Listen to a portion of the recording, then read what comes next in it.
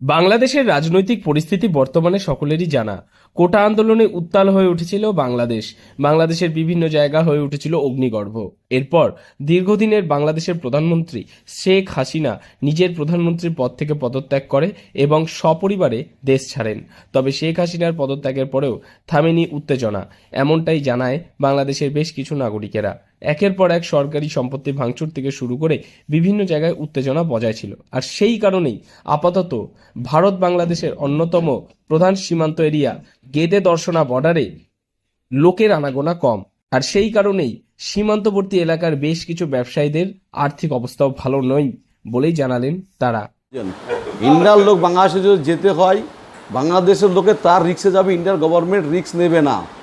এবং তার যদি পুরো ঠিকানা ঠিক বলতে পারে, বাংলাদেশের যার কাছে যাবে সে যদি ফোনে বলে যে আমার বাড়িতে আসছে, তখন তার দরখাস্ত লিখে ইমিগ্রেশন দেবে, ইমিগ্রেশন তখন তার পাসপোর্টের সিল মারবে, ব্যাস, তাছাড়া না।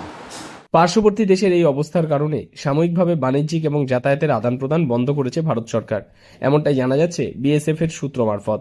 তবে জরুরি ভিত্তিতে যাতায়াত সতর্কভাবে নিয়ম মেনে করানো হচ্ছে বলে জানা যায়। সেই সমস্ত কারণেই পেট্রাপোল বেনাপোলের পরেই ভারত বাংলাদেশের অন্যতম বৃহত্তম সীমান্ত এরিয়া গেদে দর্শনা সীমান্ত এলাকার ব্যবসায়ী, বিশেষ করে মানি এক্সচেঞ্জ কাউন্টারগুলিতে লোকের দেখা নেই। তার ফলে তাদের আর্থিক সমস্যার সম্মুখীন হতে হচ্ছে বলে জানালেন তারা। টাকার মূল্যায়ন অনেক কম। এর কারণ ভারত বাংলাদেশ যে ব্যবসা বাণিজ্য যেটা, সেটা তো আপাতত বন্ধ।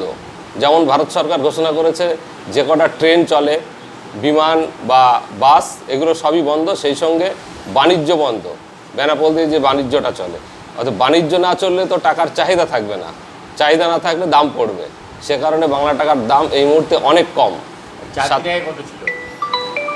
4-5 দিন আগে ছিল যেটা 70 টাকা 71 টাকা ছিল, সেটা হঠাৎ করে চলে এসছে 67-68 টাকায়। আপনি কি